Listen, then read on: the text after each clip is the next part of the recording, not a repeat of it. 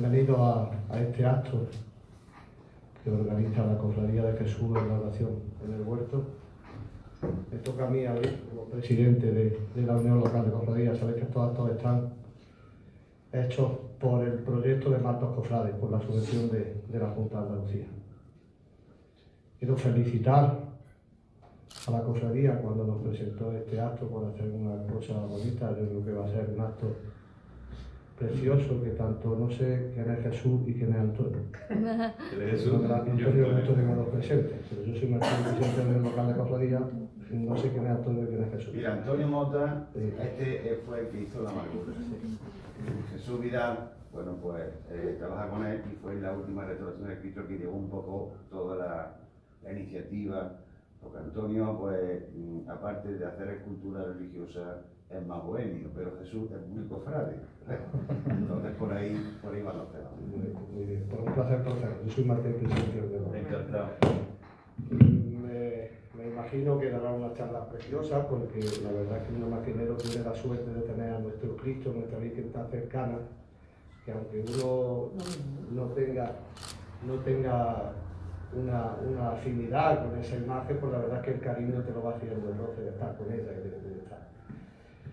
Creo que nos deleitarán, o a vosotros deleitarán. Yo ahora me tengo que marchar porque tengo otro acto. Me disculpáis porque la verdad es que esto es un disloque. Entonces nos deleitarán con eso. También felicitar a la cofradía por la presentación del libro, que me parece una cosa muy bonita, 40 razones para ser de vida hermandad. Me parece una cosa bonita.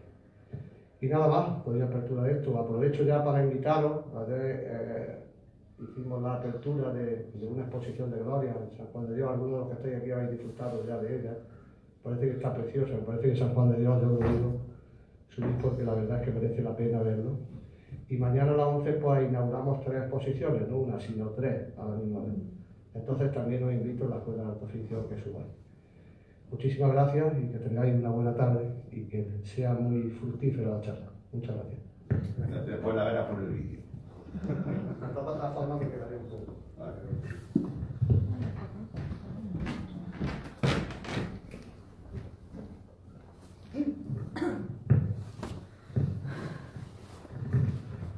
Hola, buenas noches, bienvenidos a todos. Reitero un poco las palabras de nuestro presidente de la Unión Local, Martín.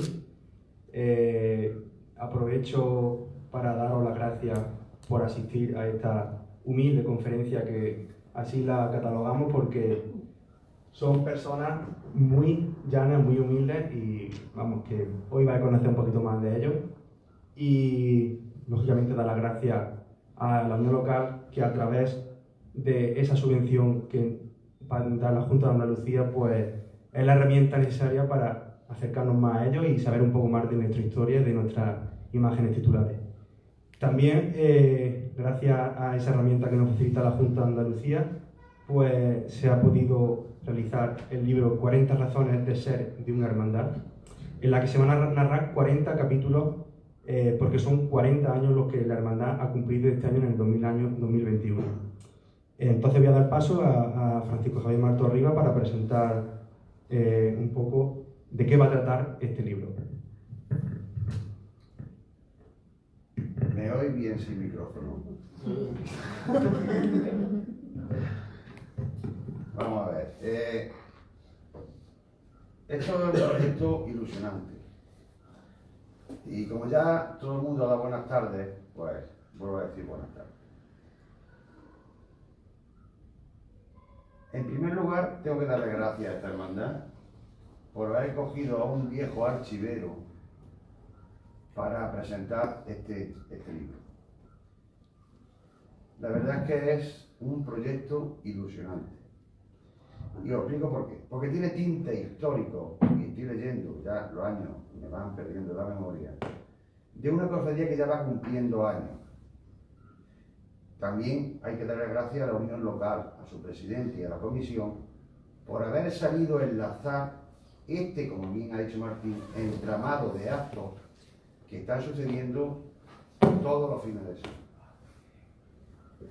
Es evidente que hay que darle gracias al que paga. ¿Quién es el que paga? La Junta, la Consejería de Cultura. Mira, en este caso está muy bien. y están bien invertidos los dineros destinados a estos proyectos.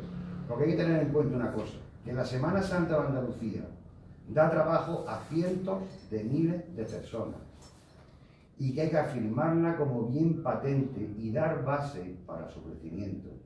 En este caso, bueno, hoy nos junta a nivel cultural. Y no derruirla, anularla, como en la última instancia se viene escuchando, viendo y pretendiendo.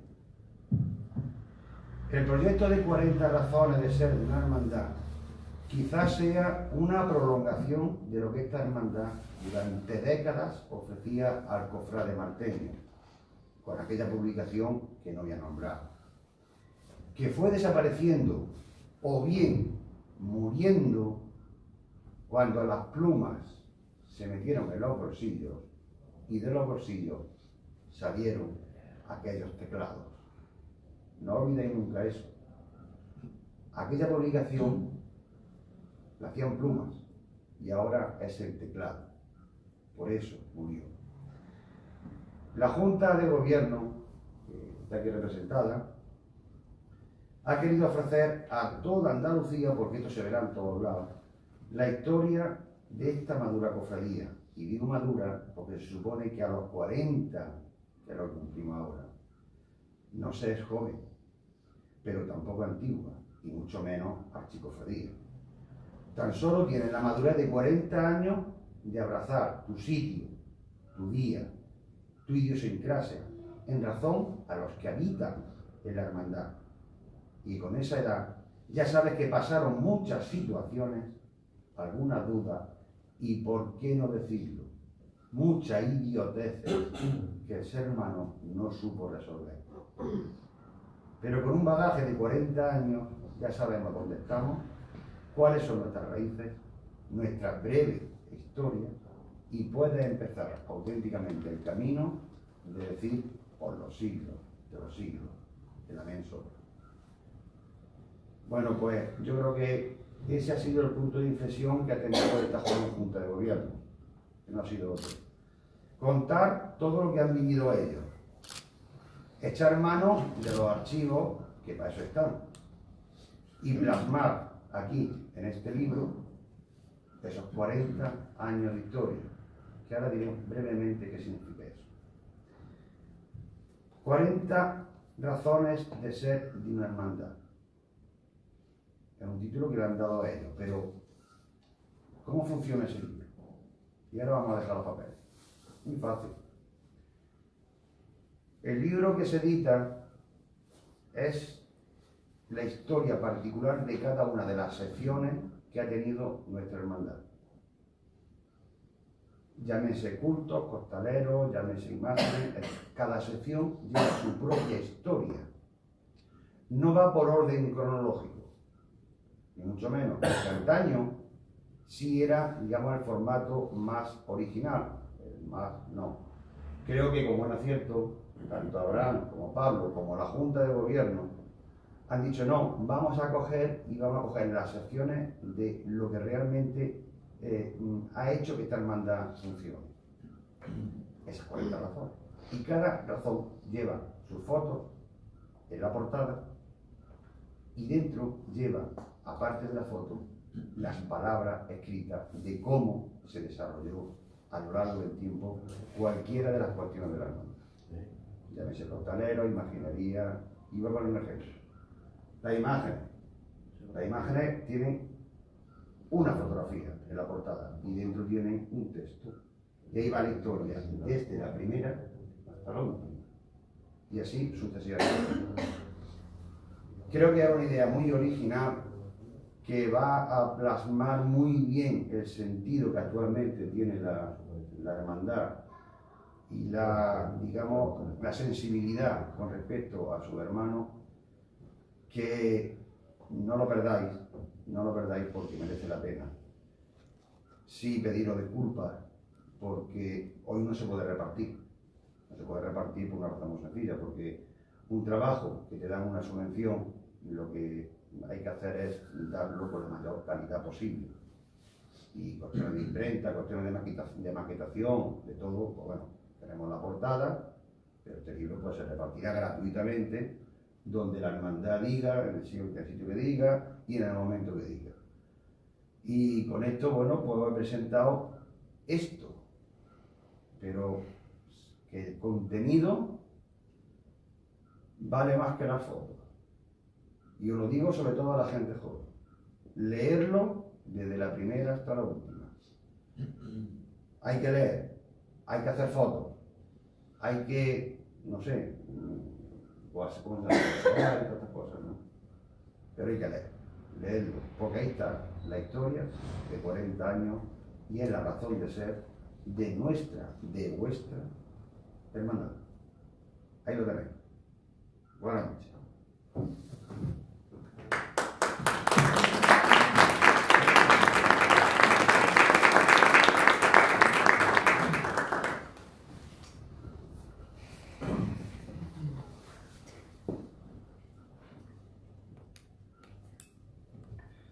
Bueno, pues ya una vez presentado el libro 40 razones de ser de una hermandad, damos paso a la segunda parte del acto, que es la conferencia de la imaginería del miércoles santo.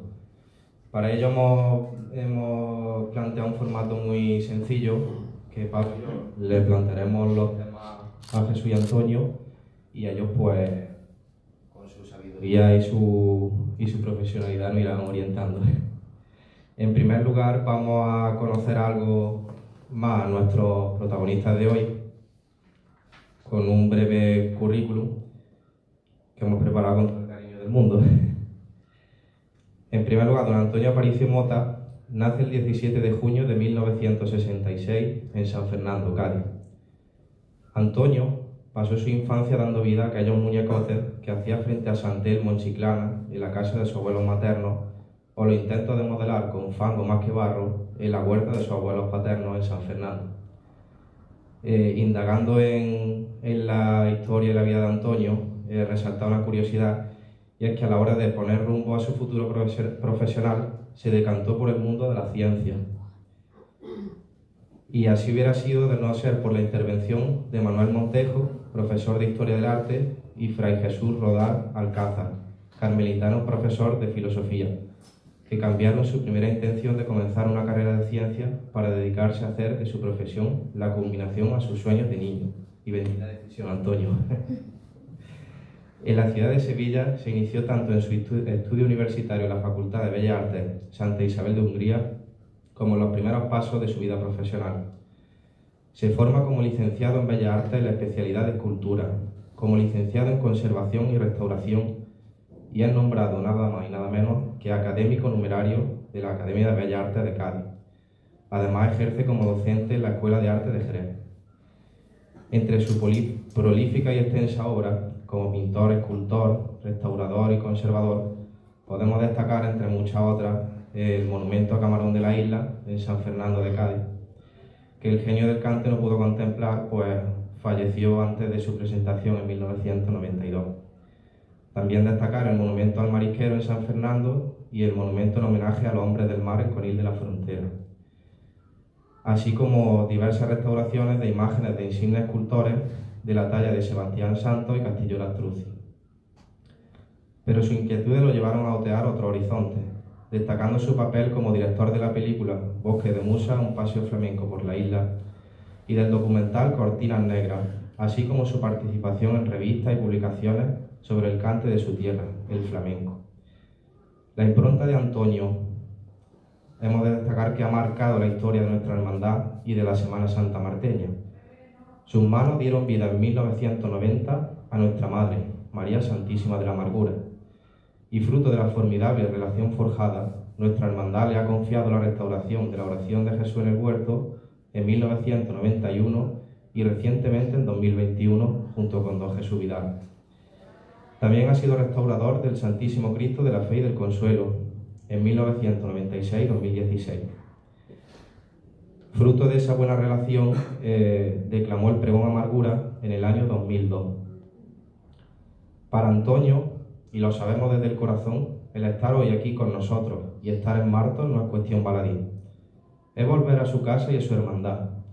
Quien tenga el placer de tratar con Antonio sabe que en su corazón guarda un rincón especial para la ciudad de La Peña y para las incontables amistades que mantiene aquí. Escucharle hablar de Martos es como escuchar a cualquier marteño hablar con orgullo de su tierra, sus rincones y su gente. Por ello es todo un placer y un privilegio contar con su presencia en el día de hoy. Por otro lado, tenemos a Jesús Vidal González, que nace el 3 de febrero de 1971 en Chiclana de la Frontera, Cádiz, aunque está afincado en San Fernando. Jesús, enamorado de su tierra y su arte, crece soñando con dar vida algún día a sus ilusiones de niño y dejándose llevar por el poniente gaditano, llega a formarse como licenciado en Bellas Artes por la Universidad de Sevilla en la especialidad de conservación y restauración de bienes culturales y como técnico superior en arte aplicada y diseño artístico en la especialidad en cerámica artística. Movido por su afán de mejorar como profesional y ampliar sus conocimientos, complementa su formación como alumno interno del Departamento de Escultura e Historia de Artes Plásticas en la especialidad de Imaginería Polícroma por la Universidad de Bellas Artes de Sevilla, así como formación en práctica en la intervención de bancos cerámicos de la Alameda Apodaca para el Ayuntamiento de Cádiz y alumno colaborador en Escultura y Restauración en el taller del insigne imaginero y escultor don Alfonso Berraquero García en San Fernando. Todos conocéis el dicho de que nadie es profeta en su tierra, y como verán a continuación no es una expresión aplicable a Jesús. Entre su extensa obra escultórica y pictórica cabe destacar la restauración del altar mayor y retablos laterales del convento de San Cristóbal de Medina Sidonia en Cádiz y de la capilla de la Caridad de Rota en Cádiz.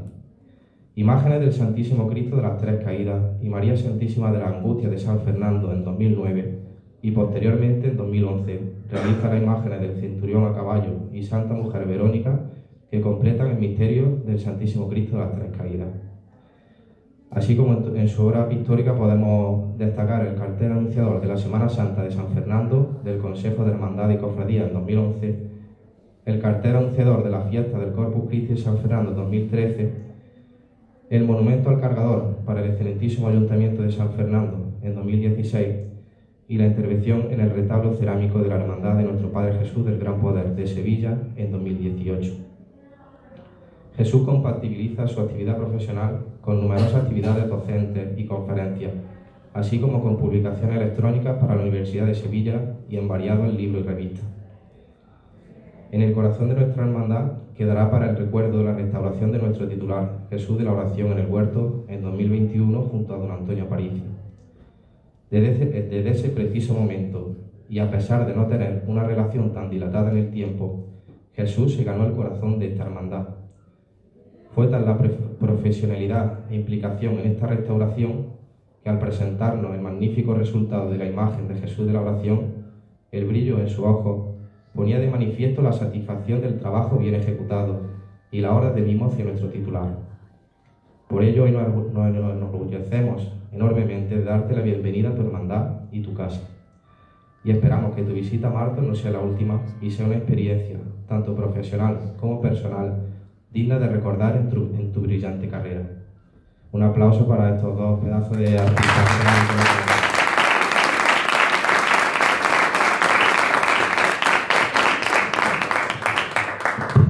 Casi nada llevan en la espalda. Bueno, pues para comenzar la conferencia la hemos desglosado en varios temas, ¿vale? En los que vamos a ir cuestionando a ellos dos y nos van a aportar esa pizca de historia que conocen y de su opinión respecto de los temas que vamos planteando. Empezamos por el tema de la autoría de nuestro grupo escultórico, de Jesús de la Oración y el Ángel Confortador. Como todos sabéis, Josefina Cuesta es la encargada de realizar las dos tallas de ese grupo escultórico, pero nos gustaría, Antonio, Jesús, que nos vislumbréis más allá detrás de lo que vemos en la imagen, en los detalles que se pueden apreciar, el estilo que su escultora valenciana utilizó para, en fin, sobre qué inspiración, sobre qué otros autores se pudo basar. Sí, bueno. Buenas tardes a todos.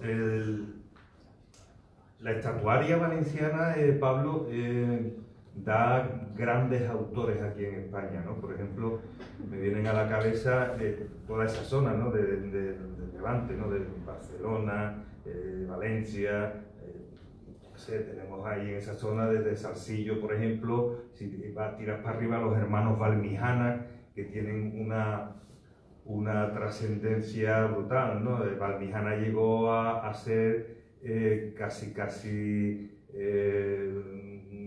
los competidores de la obra de Olot, ¿no? Todos conocemos esas imágenes maravillosas de Olot, ¿no? Después salieron muchas que ya eran menos agraciadas, ¿no? Y yo estoy convencido que Josefina Cuesta se alimenta mucho de esa grandeza que tiene la zona, ¿no?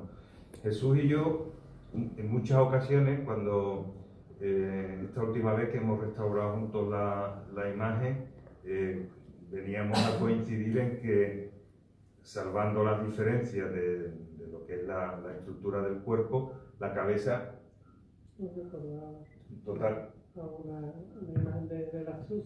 totalmente tiene unas connotaciones muy de la astrusis. El perfil, la forma afilada de la cara, y puede ser que quizá se pudiera influenciar porque el Astruzzi era un autor muy de moda en esos momentos, ¿no? Pero yo creo que el conjunto escultórico como obra de la mano de Josefina Cuesta funciona. Quizás como grupo procesional, lo hablamos muchas veces, ¿no? Entre los cargadores, los hermanos, ¿no? Tiene algunos inconvenientes, ¿no? La talla completa no son tallas de vestir, la talla completa, no solo por el peso, ¿no? Sino por la robustez quizás del físico, ¿no? Y sin embargo, las caras son de un preciosismo muy delicado, ¿no? Con el tiempo le ha venido restauraciones, ¿no? Si nos basamos en esas fotografías antiguas que todos conocemos, que andan por ahí, hoy las tenemos en los móviles todos, se ve que la obra se ha modificado mucho. Yo, por supuesto, no, pero Jesús sé que tampoco. No nos gusta hablar de las restauraciones anteriores de otros autores, ¿no? Porque pienso que las restauraciones que se hicieron de antaño, que eran más remodelaciones que restauraciones, era lo que se hacía, no tenía otro sentido de querer anular la obra de un autor, que es el concepto que quizás existe hoy para que no se haga, ¿no? El respeto a la obra, el respeto a la obra que salió de las manos del autor. En aquel entonces las obras, como sabemos todos, se iban remodelando y era lo que había, ¿no? Yo recuerdo uno de los primeros viajes que hice a Italia, en el Palacio Vecchio en Florencia, comencé a reírme de una restauración que vi en cuadro, porque era realmente de parvulario, ¿no? Era casi naif, ¿no? Era una cosa, pero ese sentido cómico que me produjo se me vino abajo en el momento en que vi al lado un cartelito que ponía Restauro 1936. Evidentemente en el 1936, que nosotros aquí andábamos como andábamos todos en España, pues ese concepto de restauración, de conservación, allí nos ganaban, ¿no? Nos ganaban la partida. Entonces creo que todas las restauraciones, bien o mal, de las antiguas, son dignas de respetar, ¿no? Por eso hablar entre comillas, de atrocidades que se pudieran haber cometido en obras, pues no ha lugar, ¿no? Pero de lo que sí estoy convencido, y estas palabras no son mías, son de un profesor, y compañero con el tiempo, que ya no está entre nosotros, que era restaurador, Paco Trubillo, y veníamos hablando de él en el coche. La mejor restauración es la que no se hace, sin lugar a dudas. Pero claro, llega un momento en que el tiempo es el que manda y el tiempo es el que va provocando patologías en las obras, que si no se interviene con un concepto de conservación más que de restauración, pues la obra puede llegar a sufrir daños, incluso a desaparecer, ¿no? Si son obras pictóricas, incluso en papel, o en este caso como el que no nos encierra hoy, ¿no? En una restauración escultórica, pues evidentemente hay que hacerla, ¿no? Luego, en segundo lugar, esto ya también cuestiones que afectan, no, digo así, al carácter personal de Antonio y de la hermandad. Pues nos gustaría que nos contaras cómo aparece la hermandad de la oración en el huerto en tu vida. Sobre todo pues, cómo surge la idea y el encargo de la talla de María Santísima de la Amargura, si te dieron connotaciones concretas o total libertad, si suponía un gran reto, porque si mal no recordamos tenía unos 25 años por entonces el realizar una talla de esa envergadura en tu carrera profesional. También si nos puedes contar algunos rasgos característicos de la primitiva imagen, en qué te inspiraste, alguna curiosidad, como muchas veces me has contado de las manos, anécdotas. Y si recuerdas el día de su presentación, ¿qué te pareció ver a nuestra Madre de la Amargura al lado de Jesús? Y sentía realmente que había conexión entre las dos imágenes. Bueno, a mí no me trae a Martos la hermandad, quiero decir también, ¿no? Pero yo comienzo a conocer Martos y a vivir una relación con Martos muy pequeño, porque mis padres tenían un comercio y mi padre venía a Martos a comprar zapatos. Entonces nos veníamos todos cuando no se tardaba en venir 4 horas desde Cádiz, se tardaba 6, incluso 7. Las carreteras no eran las de hoy, ¿no? Y cuando los coches no tenían aire acondicionado y cuando no, en fin, que os voy a contar. Y yo recuerdo de muy pequeño venir a Martos ya sobre todo con mi padre, que era el que más trabajaba el tema del negocio, pero también con mi madre, ¿no? Y mis padres tenían una muy buena relación con una familia de aquí que todos conocéis, ¿no? Con los Barrancos, los Childos, ¿no? Lo conocemos todos por los Childos. Y con Paco, con Carlos, con Pepe, con todos, ¿no? Con todos. Y por cercanía de edad, pues comienzo a tener buena relación con Rafael Barranco. Y allá por el año 88, 89, creo, no, Francis, más o menos, pues un día pues entramos en contacto. Me reía cuando te escuchaba plantearme el tema, porque claro, nosotros lo arreglábamos todo con una copa de vino en la mano. Y claro, ahí ya empezamos a hablar, y ahí fue una verdadera hermandad, la que hacíamos, ¿no? Porque ahí fuimos sumando amigos, gente que se ilusionaba. Nos ilusionábamos todos con el proyecto, ¿no? Recuerdo la primera vez que vine, que vi las imágenes, se planteaba un reto, ¿no? Que era convencer a todos esos amigos que se habían ido haciendo, convencerlos de que la imagen podía salir de mis manos, se podía plantear hacerla. Recuerdo que vine con unos bocetos que Francis me ha preguntado muchas veces, oye, aquello que camino cogieron, tal cual. Pero claro, hacer esto, pues ya ves. Y recuerdo que aquellos bocetos no era la idea de que se iba a plantear, sino era un poco, íbamos allí a Victoria, ¿no? Allí a lo de Emilio, y allí nos poníamos a hablar, y horas y horas y horas. Y todas esas horas, todos esos momentos de ilusiones, de proyectar algo que no es de un día para otro. Os hablo de eso del año 88, 89, la Virgen ha comentado que procesiona en el 90, ¿no? En el año 90 fue la primera vez, y esas son las maneras en las que llegan, ¿no? Yo recuerdo que cuando se recogió la Virgen allí en la calle Torneo en Sevilla, donde yo tenía entonces el taller, claro, yo estaba deseoso de poder llamar, entonces no teníamos móviles, de poder llamar a ver si ya había llegado la Virgen aquí, que había pasado, pues claro, aquello era Rafa con el coche, Amador esperando, la Guardia Civil que llega le dice que anda ahí esperando a la Virgen.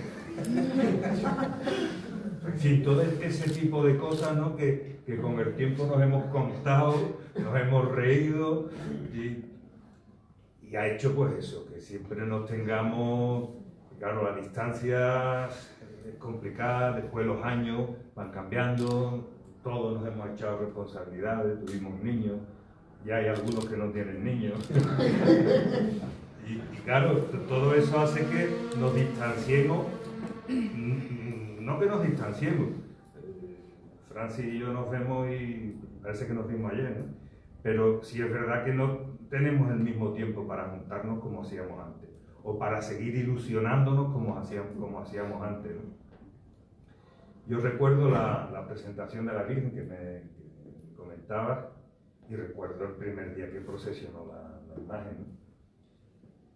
Calle de Marto, la ilusión de los marteños de ver la imagen, de los cofrades de procesión a la Virgen, tal, los comentarios, las manos, pero ¿por qué tiene las manos así? ¿Por qué no sé qué? Tal cual, todo ese tipo de anécdotas y de cosas, claro, eso se lo lleva uno aquí siempre, ¿no?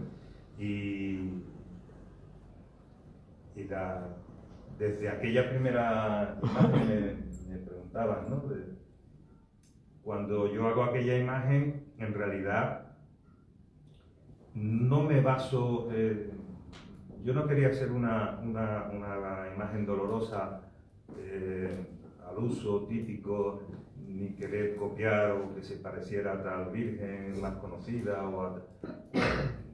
Yo pretendía algo más como un retrato de una mujer, era un poco el concepto. Cuando esa imagen se hace, en esa premura que nos daba la ilusión, las ganas de tenerlo, yo recuerdo un día hablando con vosotros que yo decía, la obra no está acabada, la obra no está terminada, yo quisiera algún día poder terminar la obra.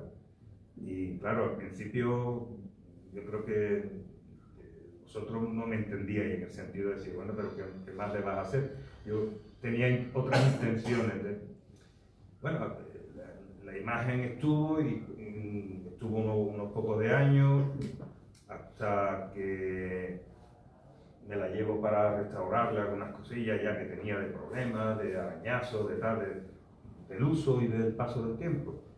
Y entonces cuando se interviene la obra al estado actual, cambiamos las manos, unas manos que creo que hoy son más dolorosas, más dulces, quizás estas son más agresivas, ¿no? Esa pose de mano. Francis siempre me dice, pero es que tú pones las manos y pones las manos que tenía la Virgen. Pero claro, yo las pongo porque evidentemente yo sabía qué quería hacer, estas son como más duras, más expresivas, ¿no? Y en cuanto a la cara, creo que nuestra amargura hoy es más mujer. Creo que está madurando bien con el tiempo, y no solo lo digo plásticamente, ¿no? Creo que la escultura funciona, hablo como de la obra artística, funciona para lo que se ha realizado, ¿no? Y hoy me lleva una gratísima sorpresa, y ha sido que, técnicamente hablando, no sé si conocéis lo que es cuando se dice que la policromía tuerce. La policromía tuerce quiere decir que el color, por decirlo de alguna manera, el color que tiene debajo suplanta el que tiene arriba. Y ahora os pondré un ejemplo para que lo entendáis. ¿Recordáis aquello que decían que a la Macarena le había salido una hematoma, esa leyenda de que la habían golpeado con no sé qué? No deja de ser eso que os estoy diciendo. Eso en restauración se llama una saponificación. ¿Por qué ocurre? Porque la Macarena tenía una lágrima y ahí se hacían unos pequeños cortecitos con una gubia y se ponía la lágrima de cristal, para que la lágrima pareciera que estaba chorreando la piel. Esa lágrima posiblemente, vistiéndola, la camarera, lo que fuera, o con el tiempo se cae. Y alguien llega y tapa ese boquetito y lo pinta. al principio queda genial, pero con el tiempo tuerce. ¿Qué ocurre? Pues que le sale una hematoma. ¿Vale? Imaginaos esto en el siglo XVII. Milagro. ¿Vale? Oye, sabemos que es producto simplemente de reacción de materiales, ¿no? ¿Qué le ocurre a nuestra amargura? Pues que el color tuerce y la base de tono marfil que lleva debajo de lo que es, son distintos estratos. El soporte, que es la madera, la preparación, que es el estuco blanco, después lleva una base de goma laca, una base de un tono marfil y después lleva la policromía. La policromía, torcer con esa base, nos da el tono que hoy he visto yo en la amargura, porque yo hacía años que no la veía. Y está cogiendo ese color anacarado, ese color blanquecino. Y hoy me he quedado muy contento de ver que el tiempo está terminando la obra. Por eso os decía que pienso que la obra está madurando bien. Y técnicamente para mí hoy ha sido una satisfacción verla, ¿no? Y bueno, no sé, no quiero enrollarme mucho más. La verdad que es muy curioso que lo que nos cuento, porque desconocíamos tanto la leyenda de la Macarena, de cómo de ese hematoma, de dónde venía, y técnicamente sabemos ya de dónde viene. Era un borracho, Y lo de torcer la policromía es muy curioso. En cuanto andamos por aquellos años, no nos vamos a ir muy lejos. Cuando la hermandad te dice, Antonio, con 25 años que tenía, tenemos un grupo escultórico que es de Josefina Cuesta y creemos que necesita una restauración, porque Cristo, como ahora va a explicar, supongo que tenía un color que no era su policromía original, en fin. Bueno, ahí imaginaos, ¿no? Hoy que todo es a golpe de tecla y todo es digital, pues en aquel entonces íbamos con diapositivas, con el carrito de las diapositivas. El otro día, hace un poco tiempo, viendo una diapositiva de esta familiar en casa, mis hijos flipaban, se reían, pero ¿eso qué es, papá? ¿Dónde has sacado eso? Claro, pues hay una cajita de diapositivas con la restauración con aquella restauración, ¿no? De hace 30 años. 91. Y algún día espero que estemos todos, y además prometo que venir y enseñaros esas diapositivas porque son extraordinariamente llamativas. Cristo estaba muy repintado, tenía pintura de todas clases, y en aquella restauración se interviene sobre todo cabeza, manos, pie y peana. Preocupaba que tuviera pues, algún tipo de infección de xilófago. Digo xilófago, me refiero a polilla o carcoma o algo así. La obra se encuentra en perfecto estado, la madera está en perfecto estado. Se cerró por debajo para protegerla precisamente de eso, aún así se desinsectó. Se trató todo lo que fue la cabeza, temas de ensamble que tenían muchas separaciones. Todos esos ensambles después se recubren, se van chirlateando y se recubren para protegerlo con pasta de madera, después se engasan con tela. Todas estas técnicas son las técnicas que se usaban en el barroco. Vamos, que esto no son técnicas nuevas, no se utilizan a día de hoy técnicas novedosas que cambien porque los materiales hayan ido evolucionando. Se sigue utilizando lo mismo. ¿Por qué? Porque hasta nosotros han llegado obras que nos demuestran que todos esos siglos la técnica es la válida y es la correcta, con lo cual se sigue utilizando lo mismo. Y como os digo, se trabajó, por ejemplo, el tema de la peana, que venía con mucha falta de haberlo arrastrado, de haber saltado a algunos lados, las manos, los pies y la cabeza. El cuerpo simplemente se saneó y se conservaron unas grecas doradas que había. No sabíamos en aquel momento qué hacer, hablábamos tal cual.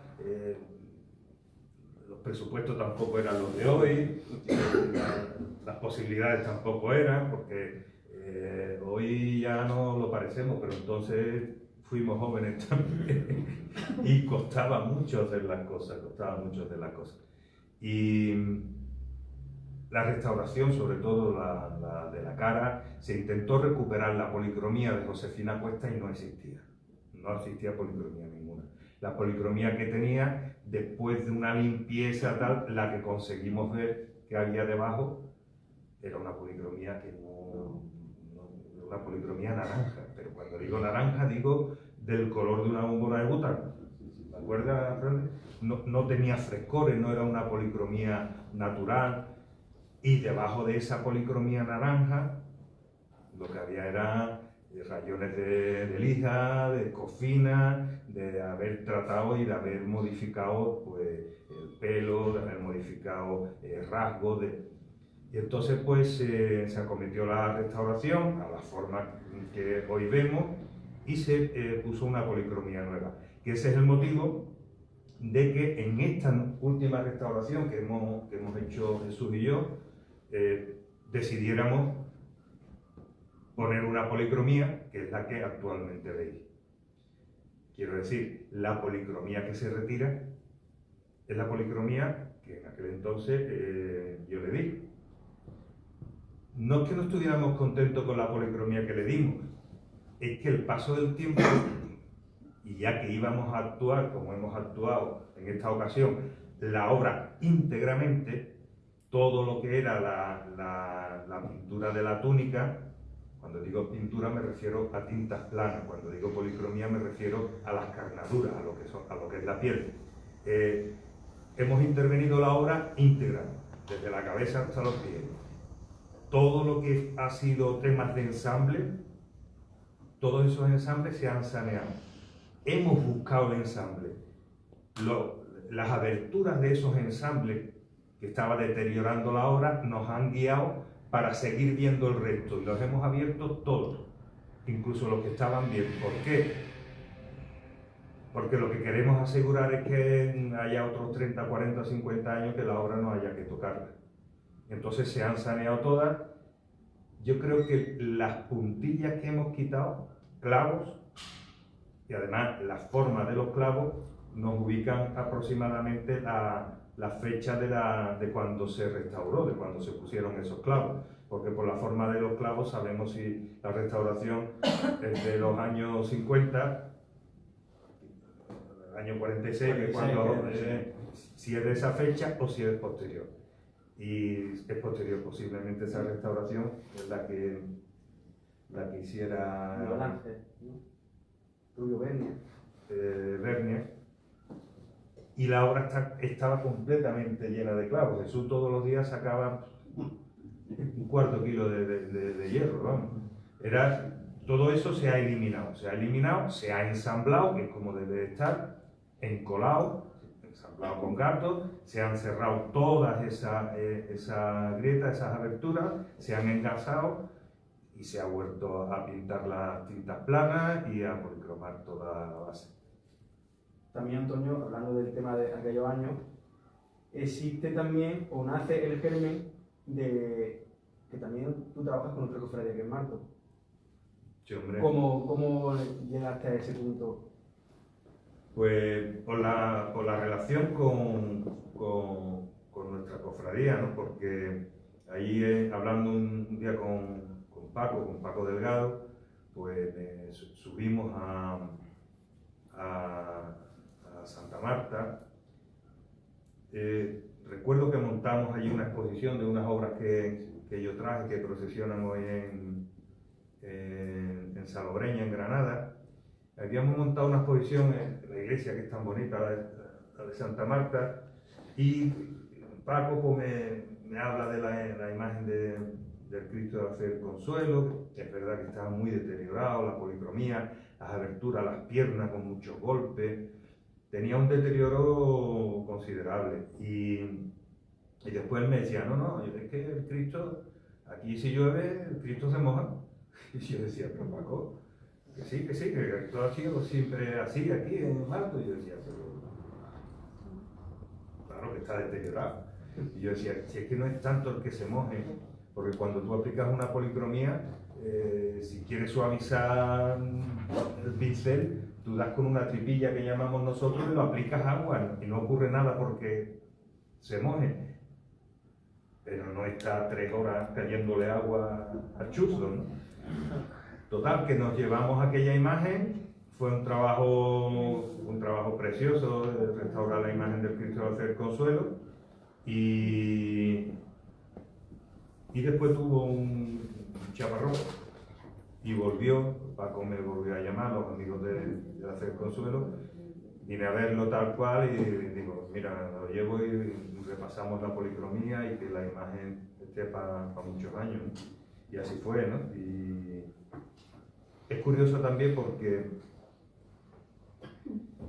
no sé si comentarlo, lo de Vasallo Parodi, sí, lo comento. Te voy a apuntar aquí, te voy a preguntar después. Tú dilo, te voy a apuntar.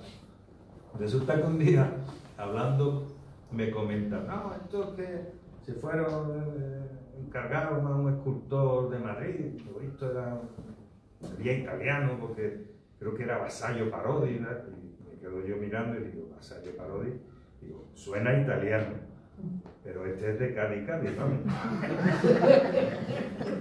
Este es de Puerta Tierra para adentro. Y claro, ya, ¿qué dice? Porque siempre Juan Luis Vasallo Parodi. Yo creo que de lo mejor en estatuaria, tanto religiosa como pública, que ha dado Vasallo Parodi. Si habéis estado en Ávila, recordaréis una Santa Teresa de Jesús en mármol preciosa que hay, que es de él, ¿no? Es de Vasallo también. Y Vasallo pues estuvo en Madrid, de hecho fue académico de la Academia de San Fernando de Madrid, Academia de Bellas Artes, y en esos años pues se le encarga, bueno, aquí en Úbeda tiene también una obra de imaginería muy interesante, y en Jerez también, donde fue profesor en una plaza que yo ocupé también en Jerez. Y la conversación queda ahí, y entonces digo, observando la obra de Cristo de Hacer Consuelo, que también existen fotografías antiguas en el que se basó el escultor, el supuesto italiano y demás. Entonces, observando la obra, Vasallo Parodi tiene una obra muy magistral suya, pero después tiene una obra muy impersonal, sin pena ni gloria, porque son obras que le encargan para reponer otras que ya existieron.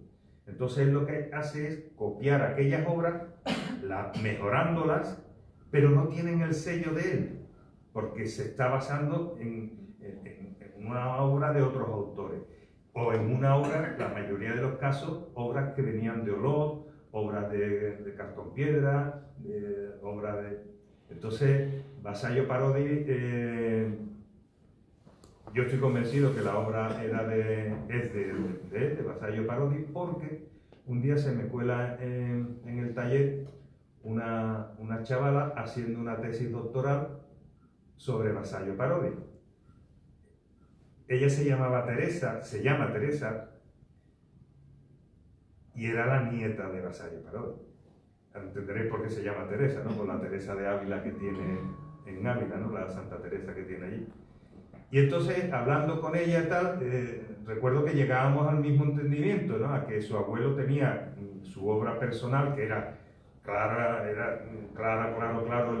la obra de Vasallo, y tenía otra que era muy impersonal. Y esa mayoría de obras impersonales que ella sabía que eran de él, la mayoría ni las firmaba, siquiera. Y yo creo que es el caso de la Fe y el Consuelo. Pero bueno, yo que me entiendo mucho, pero la realidad es que la relación con la hermandad de la Fe y el Consuelo viene de la amistad y de la hermandad que teníamos nosotros en aquellos años. Bueno, lógicamente a Antonio le dedicamos más tiempo en los bonazos, como autor de la talla de María Santísima de la Amargura y la extensa relación que tenemos, y vamos, tiene una facilidad de discurso que podéis pegar ahora y ahora embelesado. Pero también queremos conocer... Ahora, como he dicho antes, una copita de vino Ni te cuento. También queremos conocer a Jesús, nuestro otro conferenciante, y en este caso, pues, las cuestiones que nos surgen es cómo te definiría en el mundo de la imaginería. Si podría decirnos a qué obras le guardas más cariño. Hemos mencionado al Cristo de las Tres Caídas de San Fernando, que además es su hermandad, y siempre tiene que ser ilusionante hacer una obra para tu hermandad. También si conocía a Antonio y su obra antes de trabajar juntos, cómo surgió esa conexión y esa decisión de unir vuestros caminos. Antonio sabemos también que es muy especial en el tema del arte y su concepción de la obra, si eso cambió de alguna forma tu forma de concebir tu obra. Y ahora también vamos a poner a prueba a Antonio, porque lo queremos mucho, pero si él te habló de nuestra hermandad antes de conocernos a través de cuando surgió la restauración de Jesús de la Oración en el Huerto. Buenas tardes. Vamos a empezar por partes, ¿no? Yo creo que cuando uno tiene esas inclinaciones artísticas, las tiene desde que te llevan en el vientre de tu madre. Y a mí me pasa un poco eso. Yo de pequeño tenía juguetes, pero prefería dibujar y recortar. Yo creo que el que es creativo nace creativo del mundo uno. Creo que es mi caso. De hecho, yo siempre lo comento y se lo digo, mi mujer lo sabe. Yo era de chavales o de novios cuando andábamos por Sevilla, siempre decía a mi mujer, algún día pasamos por la facultad y algún día yo voy a estudiar allí. Y así fue. Me costó, porque cuando yo creo que a Antonio también le pasó un poco, cuando tú naces artista y tienes esas inquietudes, tus padres te dejan trabajar, pero en el momento que tú ven que aquello se está volviendo serio, te dicen, niño, de eso no se come. Estudia derecho, estudia lo que quieras. ¿Cierto o no es cierto, Antonio? De hecho, yo no le hice caso a mi padre, tuve un gran mosqueo con él, estuve un tiempo trabajando en algo que no tenía nada que ver, trabajaba de administrativo, y por las tardes me escapaba a la Escuela de Artes Aplicadas de Cádiz, que ya por entonces ya Antonio aparecía por allí con su gran cabellera de risa.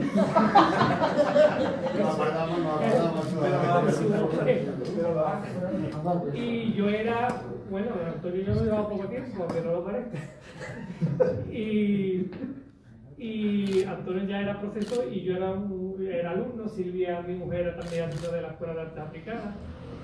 Y eso fue un poco la historia de un artista. El artista se hace y se va haciendo poco a poco. Y en referencia a la obra, yo me llevaba 20 años trabajando o colaborando en un taller de imaginería. Claro, evidentemente la imaginería es un compendio de todo. Si bien cuando tú empiezas a trabajar la escultura, en el caso de Antonio, que es un aporte más, porque cuando tú vas creciendo como escultor, depende de la fuente donde vayas mamando, vas creciendo. En mi caso, es verdad que lo que yo más veía eran santos. De hecho, no trabaja igual una mano un escultor imaginero, que todo lo hace más amanerado, más forzado, un escultor que le da más naturalidad.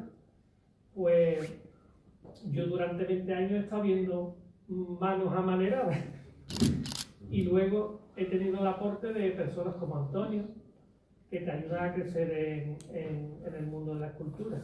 Es verdad que en la facultad, a la facultad a la que los dos hemos estado, hemos crecido, había muy buenos profesionales. En mi caso, él no tuvo otros profesores como el Miñarro, en el mundo de la restauración, los arquillos. Pues yo lo que hacía era buscar a qué hora estaban ellos para dedicar ese trozo de clase o apuntarme en sus clases. Y iba conociendo la vida de otros artistas, porque yo lo que hacía era mamar de esos artistas. Y en referencia a mi obra, cariño, sí es verdad que como en el caso de Antonio, para él era un reto, supongo, el haber empezado haciendo una dolorosa, siendo un chaval. Yo un poquito más maduro, pero más de lo mismo. El miedo se hace presente e incluso llegas a dudar si sabes hacerlo. Y muchas veces lo que él dice, el tiempo necesita madurar de esa obra. De hecho, igual que a Antonio le llegó la imagen y quiera o no, siempre le haces mejoría, en el sentido mejor de policromía, de detalle.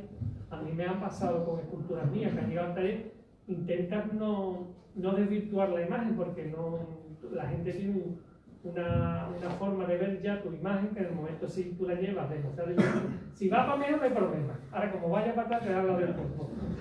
Pero siempre intenta por lo menos que si desvirtúa algo sea para mejoría. A mí me ha sorprendido gratamente hoy la Dolorosa de Antonio, porque yo la conocía por fotografía, pero es verdad que yo, y incluso lo hemos comentado, que yo veía un tipo de Dolorosa que se aparta un poco del esquema de Dolorosa a lo que los imagineros estamos acostumbrados, porque no deja de ser, yo veo un retrato de una mujer, que es verdad que el aporte del tiempo que ha provocado en la policromía, en la dulzura que Antonio le ha dado en la otra intervención, lo que te han hecho es mejorar la obra y verla desde otro punto de vista. Entonces, en referencia a las obras que yo he hecho, pues quizás, pues sí, le tenga mejor más cariño a esa primera hermandad que confía en ti, con mucho miedo y con mucha vergüenza, que es verdad que a ti con el tiempo siempre te gustaría tocar tus obras y te aguanta el genio, pero es verdad que la obra con el tiempo te pide muchas veces la maduración, y es lo que nos pasa a todos. Y la otra pregunta, ¿cuál era? ¿Me ha hecho mucho sí, si Antonio debe hablar de nuestra hermandad antes de conocernos. De hecho, hoy venía yo por más, pero me iba explicando, pero ya como si esto lo hubiera vuelto a vivir. De hecho, ya, ¿sabes lo que te digo? Lo estoy reviviendo porque me lo contaba y siempre me ha hablado con mucho cariño del tema de la amargura. Y corrígeme, siempre dice, yo el año que la Virgen salía por primera vez a la calle, tuve la gran desgracia que perdió a su abuelo. Y no sé si pudiste verla en la calle, no lo sé. A mí no es que me pasara lo mismo. Yo juré que el día que saliera el Cristo de las Tres Caídas por la puerta, yo no lo iba a ver. Porque yo salía de hermano en la cofradía en la que mi cofradía de cuna, la Hermandad de la Misericordia, está la Pastora, y salgo a la calzada. Yo a mi Cristo no lo vi salir a la calle, lo vi ya en la recogida. Hice como una especie de promesa de no te voy a ver. De hecho, cuando iba por la calle, iba de hermano, le preguntaba a mi mujer, al Señor se le ha caído la cruz, le ha pasado algo. Porque todavía la inquietud, pues un poco se repite en toda esa historia, ¿no? El miedo a haber cumplido con esa promesa de que todo el mundo pueda ver una imagen en la calle que sea agradable, y los miedos normales de una persona que lo hace con un respeto muy grande, porque cuando tú haces una obra, en el momento que tú haces la obra y sales del taller te desprendes de ella, y la gente te pregunta, ¿tú qué sientes cuando ves la imagen en la calle? Pues yo la miro y yo digo, eso no lo he hecho yo. Es como si me lo hubieran arrancado. Incluso me llevo a poner nervioso o empiezo a sentir cosas, pero yo no tengo la sensación de que yo haya hecho la imagen, sino lo que siento es lo mismo que puede sentir cualquiera que la ve en la calle. Un placer enorme y una satisfacción enorme, pero no lo veo como algo mío. Es algo que tú entregas al pueblo, y cuando tú ves que se acepta, pues entonces el gozo es doble. Esa es la sensación que uno tiene. Y Antonio me ha aportado lo que te he dicho, otro punto de vista. Yo en la facultad me he encontrado con grandes profesionales que si algo he aprendido de ellos es su gran lo desprendido que son a la hora de aportarte algo y lo sencillos que son. Yo los artistas que he conocido, bueno, todos son sencillos, igual que he conocido otros soberbios que precisamente lo que no son sencillos y dicen mucho de su obra, porque luego se refleja esa falta de humildad en la obra. A mí Antonio me ha visto, como otros artistas, he visto en él otra forma de ver la escultura, que si no es un aporte de escultura religiosa, sí te ayuda a crecer en el mundo de la escultura. Y la verdad que en todo momento, a la hora de la intervención del Señor, nos hemos compaginado muy bien. Yo he aportado la parte mía que a mí le toca como mejor tener en el mundo de la escultura religiosa no más conocimiento, sino más años, porque es lo que he mamado. Y la verdad que hemos hecho un tándem bueno, y a la hora de trabajar pues es como de esa manera lo hacemos, siempre aportándonos el uno al otro. ¿No hay ningún problema? Ningún problema. Retomando, No, y quiero comentar que también es verdad que no es la primera vez que hemos trabajado juntos, ¿no? Hoy veníamos esta mañana cuando iba a recoger a Jesús, le mandé una fotografía de nuestros hijos, Silvia se ríe, de nuestros hijos que ya son hombretones como el amigo Pablo, porque Pablo también jugaba con mi hijo cuando era pequeño. Y le he mandado a Jesús una foto de Joaquín, el hijo de Jesús, y mi hijo Antonio, los dos vestidos de Spiderman. Y nos veníamos riendo de eso, ¿no? Y en aquella época pues ya habíamos hecho restauración, habíamos restaurado techos, habíamos hecho ya, en cuestión de restauración, sí habíamos trabajado ya cosas antiguas. Como decía, retomando el tema de la culminación de María Santísima de la Amargura, es cierto que antes ha dado unas connotaciones, pero es innegable pues, que hay gente en Martos y hay creencias de que dicen que la Virgen de la Amargura primitiva es diferente a la que hay hoy. Explica eso. ¿Cómo podría desmentir o cómo podría...? No, hombre, es una realidad evidente y estética que la Virgen tiene una transformación. Pero lo que es la estructura de soporte, para que me entendáis, la estructura ósea, ¿vale? Lo que es el soporte, el cedro en el que está tallado la imagen, es el mismo. Hay una remodelación que hago a mi obra. Jamás he remodelado ninguna de las esculturas que he restaurado. De Castillo de las Trusis llevo restaurar, no sé, habrán pasado ya 7 u 8 por el taller. De imágenes anónimas, otro tanto.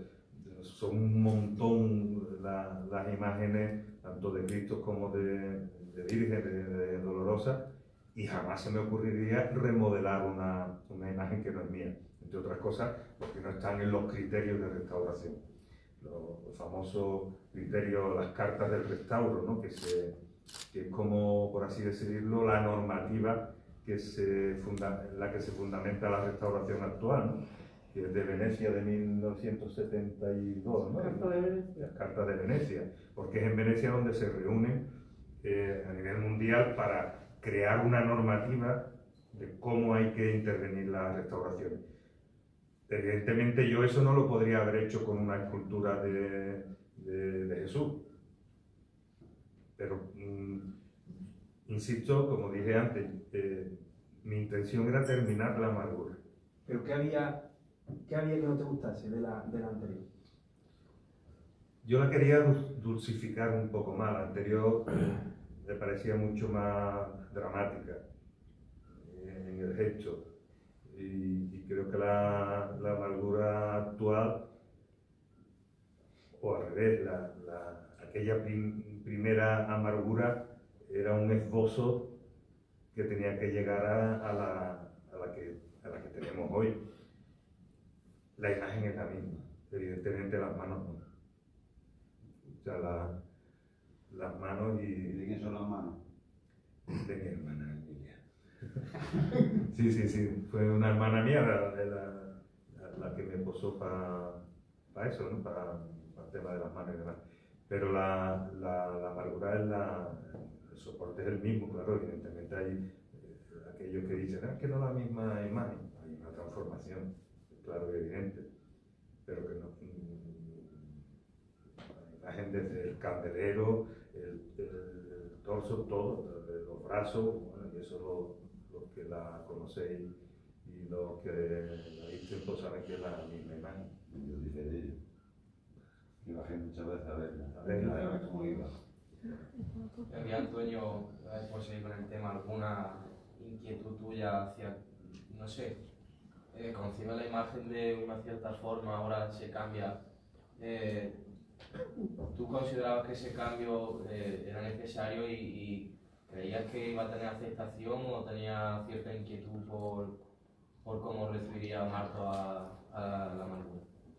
No, yo mi inquietud, la Virgen ya presentaba unas patologías del tiempo, ¿no? Unos daños, pues, como decía antes, ¿no? De arañazos, de tal, de cual. Y cuando se plantea el restaurar todo eso, es cuando hablamos y y yo quería terminar la obra, ¿no? Es que nos obligaste, es decir, que ni quiero llevar, igual todo aquello. Sí, yo insistía que yo quería volver a tocar la Virgen de la Amargura y bueno, fue un desahogo para mí, ¿no? Porque yo venía a verla tal cual y cuanto más la miraba decía yo, me gustaría cambiarlo, me gustaría hacerle, me gustaría. Y bueno, así fue y para mí fue un relajo, Y de verla y decir, yo creo que ya la obra ya no está para que yo la restaure ni para que yo la toque, sino para que dure tiempo y pasen muchos años para que ya lo restauren otros, ¿no? Y así quedó. Aquí está más guapa la obra, ¿verdad? ¿Está bien? Bueno, yo creo que... Sí, está bien. Bueno, yo es que recuerdo aquello porque, aunque me meto un poco en lo que tuviste el pregón en el año 2002, que fue cuando nos dijiste, entonces era el hermano mayor, y dijiste que la amargura me la tengo que llevar. Que la he estado viendo, que está, que bien, pero me la tengo que llevar. Y ahí empezó la historia. Y para Antonio, el pavo, la oscura, tal. Bueno, todos los papeles que yo la amargura me la llevo. No sé. Y a mí, ahí se quedó una frase grabada tuya. Si la amargura la tengo que terminar. ¿Qué es lo que te has comentado? En fin, para ti una obra que no estaba grabada. Y bueno, está ahí la que tenemos ahora. Esa fue la sensación mía de muchos años, hasta que se hizo, ¿no? Además me acuerdo la cara vuestra cuando visteis digamos, la segunda amargura, por decirlo de alguna manera, que para mí la amargura solo hay una, ¿no? O solo ha habido una. Pero recuerdo la cara vuestra, yo hacía así, la miraba a ella, miraba a vosotros y decía, claro, porque se hizo un silencio ahí como... Es que era así, es que era unos rasgos, era muy desgarrada la amargura y te encuentras más dulzura, quizá más humanidad, puede ser, o una mujer. Y bueno, mira, yo he toda la vida, ¿no? que así fue ella y está ahí, y es tuya, es tuya, que es una, como lo he dicho. No, ya mía, yo estoy con Jesús. Llega un momento en que tú cuando ves la obra no te la sientas distante, al contrario, ¿no? Yo la imagen, pensar que para mí fue como una ópera prima, ¿no? Era una obra en la que yo he hecho mucha estatuaria pública, muchos monumentos que tengo por ahí, ¿no? Por ejemplo, Camarón, que todo el mundo me sacaba de Camarón, ¿no? Como un San Benito, tal. Y me dice, tú después de Camarón te abrió puertas. No, yo creo que a mí me abrió las puertas la imagen de la amargura, porque ahí es donde, de hecho, recuerdo cuando me encargan el monumento de Camarón, en una tertulia en la radio, la Feria del Libro, se comenzaban a hacer entonces las tertulias estas que salen a la calle, ¿no? Y en la Feria del Libro se hizo una tertulia. Estaba Enrique Montiel, un escritor de San Fernando, estaba Antonio Burgos, el escritor sevillano, estaba un pintor, Pepe Palacio, en fin, estábamos unos pocos por allí, y estaba el alcalde de San Fernando también. Y Antonio Burgos le pregunta a Antonio Moreno que cuando San Fernando se va a llamar La Isla, ¿no? Y le pregunta que cuando la calle General Varela se va a llamar la calle Real. Y le pregunta que cuando José Monje Camarón va a tener un monumento. Pero todo eso a manera de ripio de escritor que todos conocemos de Antonio Burgos, ¿no? Así, ¿no? ¿Y cuándo va a tenerla? ¿Y cuándo? Como si estuviera declamando Y entonces Antonio Moreno, que era entonces alcalde, dice, pues mira, aquí tenemos un escultor que próximamente tiene una imagen para Martos, para Jaén, tal, y todavía, fíjate que Camarón muere en el año 92, nosotros estamos hablando pues de que lo que yo comento estaba yo en esa fecha, 89-90, por eso te digo que quien a mí me abre campo en el mundo de la estatuaria es la amargura, no son imágenes como Camarón o como...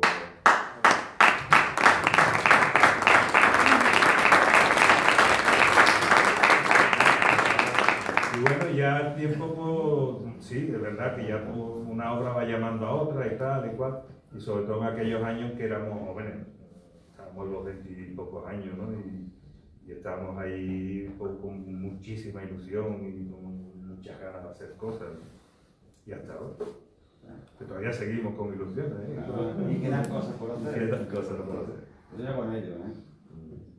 Bueno, ya situándonos cronológicamente, nos vamos al año 2020, que fue cuando la Junta de Gobierno siente la responsabilidad y necesidad de restaurar la imagen de Jesús de la Oración en el Huerto.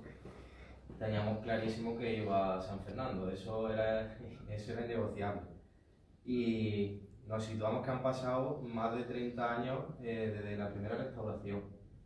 ¿Cómo encontráis, Jesús y Antonio, el estado de deterioro de la imagen? ¿Qué factores creéis que han influido en ese deterioro? Habéis visto la capilla, Antonio conocía, tiene unas circunstancias características especiales que pueden que hayan influido, que no. No sé qué actuaciones, así más, habéis dado unas pinceladas, qué actuaciones se han llevado a cabo, cuál consideráis que ha sido la más complicada de ejecutar. Y si en algún momento, bueno, ya lo habéis dicho, pero si había alguna diferencia de criterio, cómo lo habéis resuelto, por qué os habéis decantado.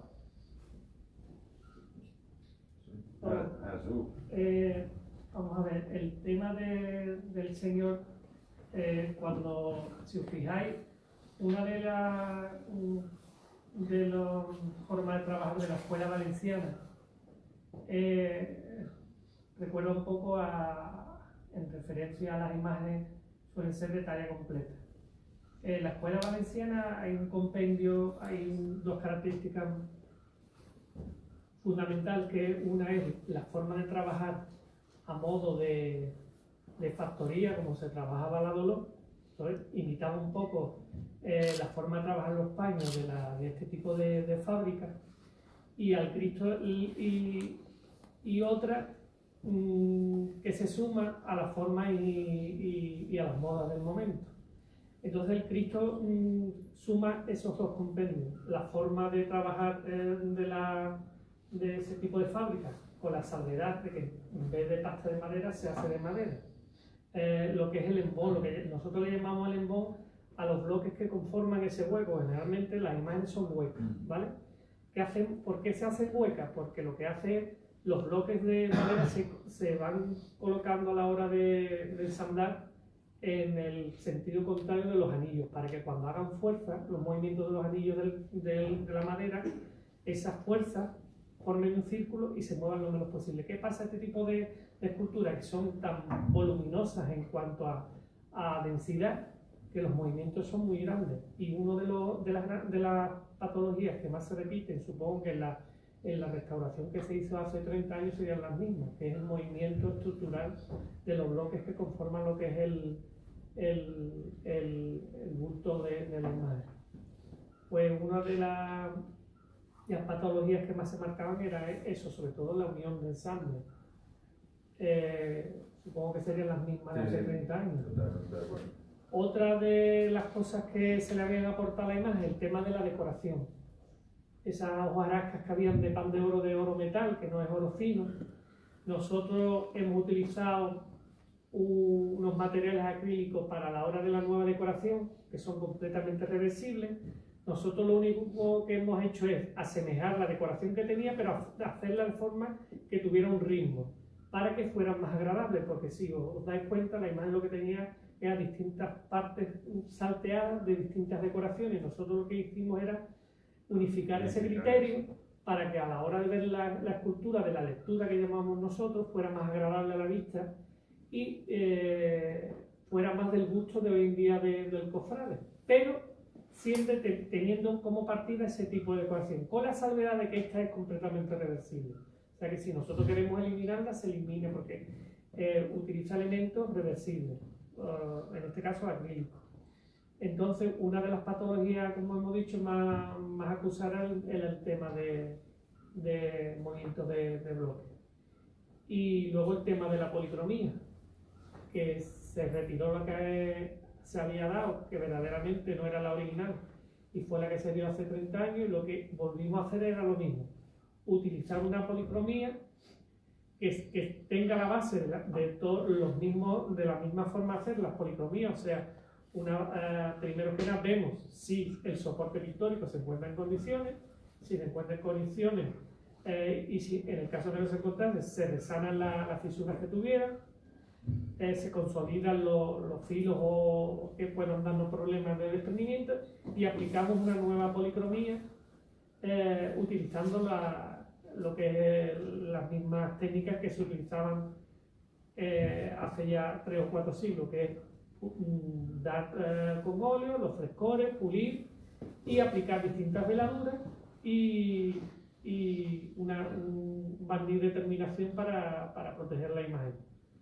Y eso era un poco más, aparte del tema de lo que se hizo del tema del pelo, que tenía los problemas que tenía a la hora de aplicar, de poderle poner las vestiduras, y optamos por una copia del pelo original que el señor tenía sobre la espalda.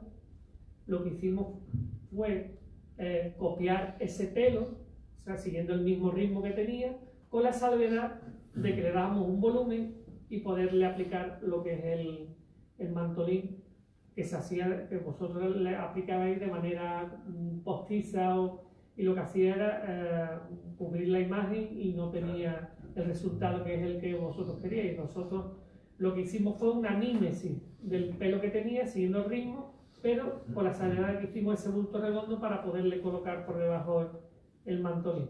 No sé si Antonio quiere aportar algo más al tema de la restauración. Voy a poner nota. Bien. Lo ha hecho perfectamente. Y también otro aporte que le hicimos fue el tema de no me acuerdo ahora cómo se llama el fenómeno este cuando tú no sangras. Hematidosis. Pues lo que hicimos fue ese tipo de fenómeno que dice que se produce con la rotura de capilares en un momento de estrés importante.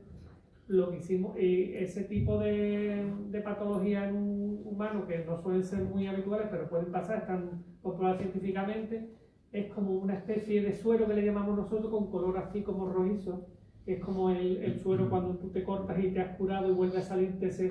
Pues un poco lo que quisimos hacer con materia, con resina acrílica, y simular ese tipo de patología en los humanos, de forma que fueran lo más naturales posible. Y eso lo conseguimos con las resinas acrílicas y un pigmento que daban esa sensación de volumen a las gotas y nos hacían imitar ese tipo de patología en un humano. O sea que intentamos hacer un compendio de todo lo que se podía hacer sin que nadie pudiera echarnos en cara las actuaciones que habíamos tenido, siempre mirándolos desde un punto de vista de conservador, porque nosotros, no sé Antonio, yo estudié restauración para que ningún restaurador me tocara el alma. Yo siempre lo he dicho, por no decir otra cosa, ¿vale? Porque los restauradores siempre venían y nos decían los escultores, eso no está bien, esas actuaciones no se hacen así. Entonces yo estudié restauración para que ningún restaurador me dijera cómo tenía que hacerlo, porque si verdaderamente se sabe cómo se construye es aprendiendo a construir. Y a nosotros los escultores nos han enseñado a construir desde que pones el primer pegote de barro hasta que la imagen pasa a madera, hasta que haces el embón y hasta que la policroma y hasta que sale del taller. Y ese compendio de escultor-restaurador pues es una suma de todo lo que somos y nos ayuda a intentar por todos los medios a ser conservador a la hora de actuar y no pasarnos ese límite que hoy en día en las restauraciones está tan mirado, porque siempre lo primero que nos dicen cuando entramos a la facultad es conservar antes que intervenir, y es lo que intentamos llevar a cabo. Bueno, pues queremos dar voz a si alguno de ustedes tiene alguna pregunta que hacerle, o alguna curiosidad que quiera preguntarle. Es el momento de hacerlo. Yo sí voy a hacer una pregunta, Jesús. Yo es que, sinceramente, a Jesús lo he conocido hoy. porque ellos sí lo han conocido, que estuvieron en Cádiz, yo la última vez no pude bajar por el tema este de la pandemia. Jesús, después de llevándonos 5 o 6 horas conociendo, ¿te va a pasar como al Mouta que te va a quedar ligado de alguna forma a la hermandad? Ya estamos aquí, a ver que podamos. No, o sea, que da la charla, digo, en un futuro, porque estos tienen proyectos. Cuando a ti te reciben bien en un sitio, vamos a ver, yo te digo, yo he venido a Marto y parece que he venido de toda la vida yo, porque es que está todos los días tocando la oreja de Marto. Yo no sé si tiene acciones aquí en una de casi café, y está todavía hablándome de su vida, pues yo venía aquí ya y yo parecía que yo había venido aquí 20 veces. Yo venía con ustedes por su casa. Así, me ha gustado el vino de alta y todo. O sea que yo aquí para lo que cada vez que Antonio venga yo me vengo para acá. Bueno, y si no viene Antonio, Bueno, pero yo lo conocí gracias a él, tío, no tengo que soy leal. Si alguien tiene algo que decir, Una pregunta difícil esta vez, no. una pregunta difícil. Qué miedo, este tiene cara de pollo. a ver, Fran. A mí me gustaría saber qué siente emocionalmente cuando una imagen se va de su taller. Los dos, ¿están los dos? Lo primero que tanto de la cara que ponen los demás cuando la ven, ¿verdad? Que te quedan todas arriba y no sabes tú si lo que va a salir es bueno o malo. Pero vamos, muchas ganas. Es que esos momentos son extraños. En el momento que la escultura sale del taller. Generalmente los resultados luego son siempre agradables, pero hay momentos de miedo, ¿no? Yo creo que también cambia un poquito con la sensación esa. Las sensaciones, al menos a mí me ha pasado, han cambiado con los años. Al principio, cuando era más joven, era como un desprendimiento, ¿no? Como si te cortaras algo, ¿no? Una pérdida. Sí, tú sabías que iba a estar donde fuera, pero los años te hacen ver las cosas de forma distinta. Ahora depende qué tipo de obra, ¿no? Pero ahora incluso hay muchas obras que es un alivio que se vayan, ¿no? Porque ocupan mucho espacio. Ahora, por ejemplo, estamos trabajando en el taller los dos juntos, estamos trabajando piezas muy grandes, piezas de 3 metros y pico, y llega un momento en que ese tipo de piezas pues ya estás loco porque se las lleven, ¿no? Y quitártelas de encima, ¿no? No tiene nada que ver con imaginaria, ¿no? O sea, es un concepto más de estatuaria pública. Pero sin embargo, el tema, por ejemplo, cuando son obras cofrades, ahí sí hay, eso Jesús te lo puede explicar mejor que yo, es más cofrade que yo en ese sentido. Y ahí sí hay como una sensación de desapego, ¿no? De que se te va, ¿no? Pero hay otras que están locos porque se van. Yo hay una cosa que sí me gustaría, porque Mar, lo has comentado tú antes, porque claro, una cosa es la escultura, otra cosa es la restauración. Imagino que las hermandades, cuando hacen un encargo, tienen unos cánones, unos protocolos muy determinados a la hora de la restauración. Y ahí sí, a lo mejor se te ponen un poquillo así y a ver cómo. Porque es que no es igual, como decía, hacer mi obra, yo la puedo tocar, como bien ha dicho Antonio, y ahora llega el restaurador. Hemos visto del escultor, del restaurador. Cuando te ponen esas normas y esos protocolos, ¿cómo se hace para poder cumplir con lo que el hermano te pide? Es que es complicado. Es que ahí la creatividad es cero. Claro. Pues por ahí voy yo. Es que hay una normativa muy clara en ese caso. Mira, por ejemplo, la hermandad de Veracruz de Rota, no, de San Lucas, ¿no? La que está allí en la iglesia de la O. De la O de Rota, ¿no? Rota es. Allí hay una imagen de Francisco de Ocampo que es maravillosa, maravillosa. No, es San Lucas. San Lucas. La de San Lucas, porque aquello pertenece sí, a Veracruz de San Lucas, a la de duquesa escuela de Medina Ocampo. Sidonia y eso. Pues ahí hay un crucificado que es Una maravilla. brutal, es una cosa preciosa, ¿no? Bueno, pues ese crucificado me llamaron hace unos pocos de años para hacer un estudio de conservación y restauración. Aquello se hizo, fuimos con una máquina de rayos X porque aquello no podía salir de allí. Vivía entonces la duquesa de Medina Sidonia y eso pertenece al patrimonio del ducado. Total, que aquello no podía salir de allí, que tal, que cual. Y nos buscamos un veterinario que tenía un aparato de rayos X, que estos que llevan al campo para hacer radiografía a una bestia que se hubiera partido una pata, yo qué sé. Total, que nos buscamos el veterinario, fuimos para allá, hicimos todo el estudio radiológico de la escultura. Y una preciosidad. Nosotros allí dentro, además la iglesia de la O está como basílica de la O, ¿no? Y estábamos allí. Como la prioral de allí. Estábamos allí solos, con esa imagen, la descolgamos, la bajamos, y se hizo todo ese estudio, y eso era un tocho así. Un previo. Eso era un tocho así, explicando paso por paso qué era lo que se iba a acometer. Y la restauración se sabía que no se iba a hacer. Se sabía. Se sabía que no se iba a hacer. Pero eso era una propuesta de conservación. ¿Qué era lo que había que hacer para conservar esa obra? Entonces, como acaba de decir Jesús, creatividad cero. ¿Qué pasa? Que las hermandades, por potentes que sean, no te pueden decir lo que tú tienes que hacer, porque eso está ahí establecido. Hay una normativa para eso, las famosas cartas de restauro de 1972 de Venecia. Entonces tú ahí en ese tocho hablas qué es lo que vas a hacer.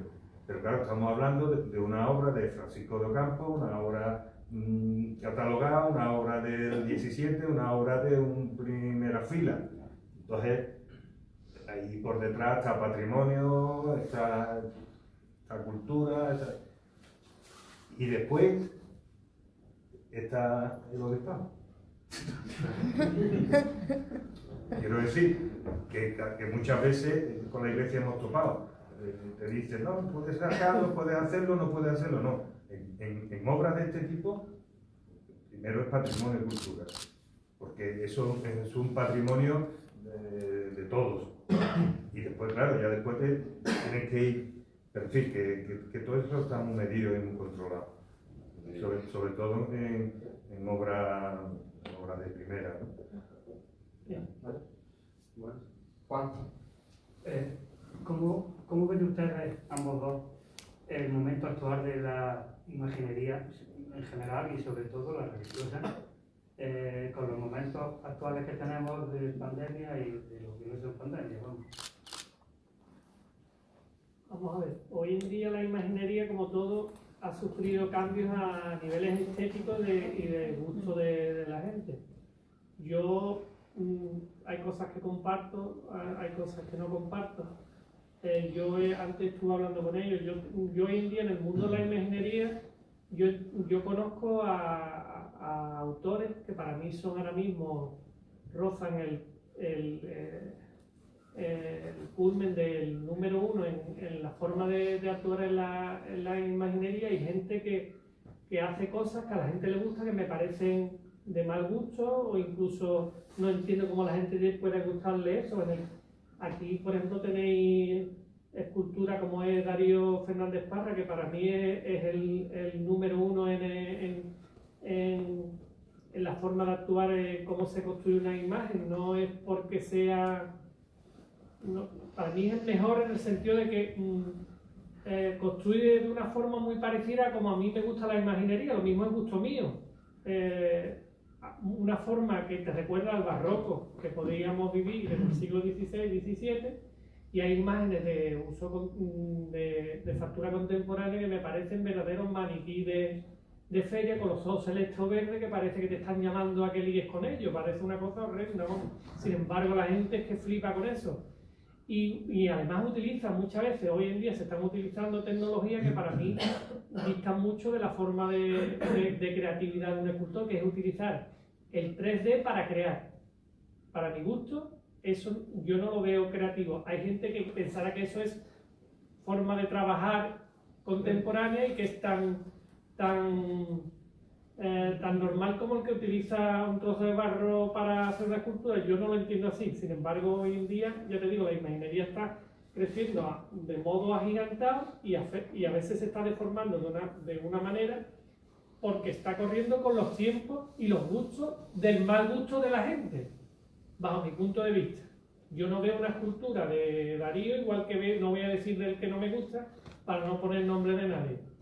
Pero no tiene nada que ver la forma de trabajar de estos señores que trabajan magníficamente, como el caso también de Zafra, que no tiene nada que ver con la escultura de Darío, pero guarda un sentido, una estética, una forma de construir artística que a veces es valiente y potente, y otras que utilizan ese 3D que parece muñecos lamiados, con una policromía que parece que la han hecho a pistola, con unos ojos verdes que me parecen horrendos de color, me da igual color, me parecen horrendos. Sin embargo, hay gente que muere con ese tipo de escultura. Entiendo que es una deformación en el gusto, no que sea calidad. Y yo creo que la imaginería hoy en día, esa moda volverá para atrás y seguiremos las pautas de lo que hemos estado viendo, porque no es que hay que innovar. ¿Hasta dónde tenemos que innovar? Yo entiendo que el artista tiene que crear, luego puede utilizar las técnicas que quiera, porque, por ejemplo, yo la última imagen que incluso Antonio ha utilizado esa técnica, nosotros creamos y hemos utilizado la técnica 3D, pero para ampliar nuestra obra a otro tamaño, para quitarnos el golpetazo, tener que estar haciendo cosas que nos cuestan porque físicamente ya no podemos. Pero lo que es creación en sí, se crea desde el minuto 1 con un pegote de barro, un esbozo o lo que tú quieras. Y hoy en día se están llegando a olvidar ese tipo de técnicas que me parece aberrante, y yo no las llamaría ni de artística, pero que se están dando hoy en día. O sea que no sé dónde vamos a llegar. Yo estoy de acuerdo con Jesús, pero también referente a cómo está el tema de la imaginería. En los casi 30 años que me he dedicado a la docencia artística, siempre he impartido escultura, modelado, dibujo, tal. El 90% de mis alumnos lo que querían hacer es imaginería. ¿Qué quiero decir? Que hay una cantera detrás de gente que están empujando. ¿Qué ocurre? Que al final llegan 3 o llegan 4, pero la cantera está, y hay chavales jóvenes que están trabajando muy bien. Lo que pasa es que, como ha dicho Jesús, también hay bicharracos viejos que trabajan extraordinariamente y que es complicado, porque cada vez hay más trabas, con las hermandades, con cofradías nuevas. Es complicado que los chavales lleguen, pero cantera hay y buena. Bueno, pues no nos gustaría despedir el acto sin antes obsequiaros con un detalle a modo de recuerdo y también por esa amistad que nos une, ¿vale?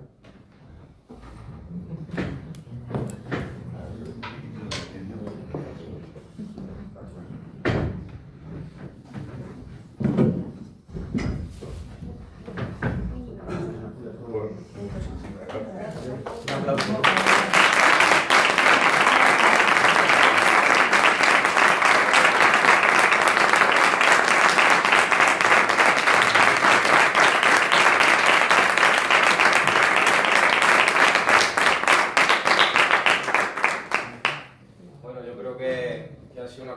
Muy instructiva, hemos aprendido tanto de imaginería, por si veo gente joven, seguro que a lo mejor alguno se lo está planteando y le surge esa inquietud y esa semilla, y tiene aquí 2 pedazos de referentes. No queremos irnos sin antes agradeceros vuestra asistencia. La verdad que cuando planteamos el acto no pensábamos llenar un sitio grande, sino lo que estamos haciendo, un acto íntimo con la gente justa y a gusto, porque nosotros hemos estado súper a gusto con ellos, llevamos todo el día compartiendo vivencias y es como si hubiéramos hecho un rato de tertulia más. También agradecer a la parroquia de San Francisco por cedernos estas magníficas instalaciones para este evento, a la Unión Local de Cofradías como organizadora de todas las actividades que se están llevando a cabo en el programa Martos Cofrades 2021, y que os animamos también a que sigáis disfrutando y aprovechando. A la Junta de Andalucía como promotora de la cultura cofrade y de darle un impulso, querer dar un aliciente a las cofradías, que tras esta pandemia pues estamos acusando una bajada. y de esta forma pues estamos intentando recuperar el esplendor y el carácter que tenemos de virtuosidad y en fin, de querer ver nuestra imagen en la calle. Y también cómo no a Antonio y a Jesús, que amablemente nos han brindado este precioso momento y el día de hoy, que esperamos que queden en su corazón y en su recuerdo en el resto de ustedes. Muchas gracias.